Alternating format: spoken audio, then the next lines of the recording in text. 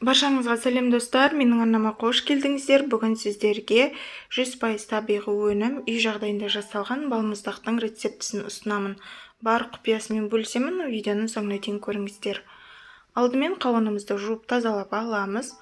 Оның ортасында тұқымын және сыртындағы қабығын ажыратып, бөлек алып аламыз. Алынған қауындарымызды ұсақтап тураймыз.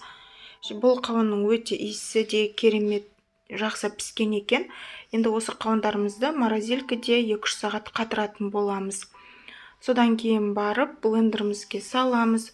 Оның үстіне 1 кесе сүт және 1 ас қасық сгущенкамызды қосамыз. Бұл жерде қауынның тәттілігіне байланысты азайтып көбейтуге болады сгущенканы.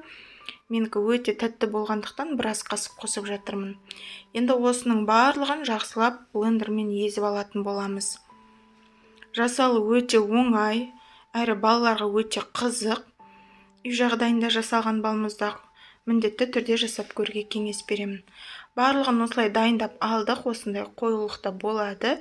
Енді балмұздақты қатыратын боламыз.